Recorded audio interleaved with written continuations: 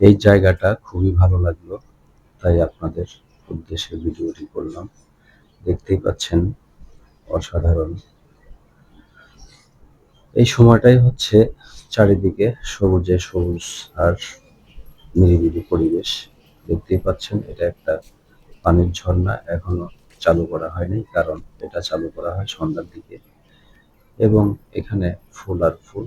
এটা একটা মাঠ, এবং সাইড দিয়ে যেটা দেখতে পাচ্ছেন ওই যে লোকজন কিছু হাঁটাহাঁটি করছে। ফুলগুলো দেখেন, কাগজ ফুল বলে এটাকে। আমি হেঁটে হেঁটে আপনাদেরকে দেখানোর চেষ্টা করছি। এটা পানির ফোয়ারা ছিল, এখনো আছে কিন্তু এখন বন্ধ।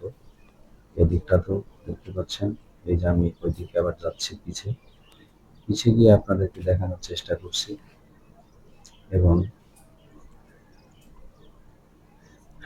দেখাবো সামনে। আপনাদেরকে সম্পূর্ণ ভিডিওটি দেখবেন, দেখলে আপনাদের ভালো লাগবে। এটা খুবই চমৎকার একটা দৃশ্য। এখানে শুধু গাছগুলা বিভিন্ন রকম ডিজাইন করা আছে, দেখতেই পাচ্ছেন।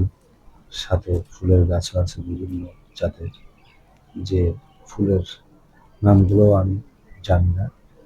এখানে লেখা আছে কুসুম কুঞ্জ, মানে ওটা একটা চেয়ার বানিয়ে রাখছে ডিমের মতো দেখতে। এটাও একটা। আমি ওখানে গিয়ে একটু বসবো, বসে আপনাদেরকে সাইডে দেখানোর চেষ্টা করব।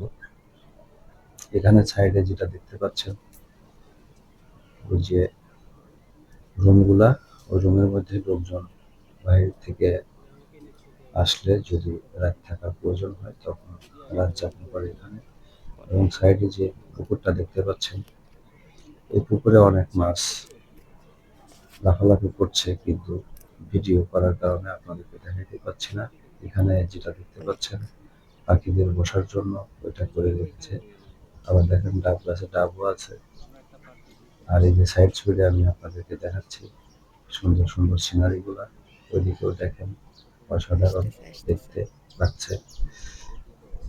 যাই হোক, আমি আপনাদেরকে এখানে দেখাচ্ছি যেটা ওই যে ওখানে দেখতে পাচ্ছেন বোটটা, অনেকেই এই বোটটা চালায়, পায়ে চালিত। আর এই যে সাইডে আর একটা চেয়ার দেখতে পাচ্ছেন, চেয়ারের মতো বানিয়ে রেখেছে, সিমেন্ট দিয়ে তৈরি করা এগুলো অবশ্য। তবে নিজ চোখে দেখলে আসলেই ভালো লাগে। এটাও একটা বেঞ্চ তৈরি করে রেখেছে, খুবই সুন্দর দেখতে। আসলে এগুলোর কোনো তুলনা হয় না, অতুলনীয়। এবং পরিবেশটাও অসাধারণ, ফুলে ফুলে ভরা আমাদের এই বসুন্ধরা।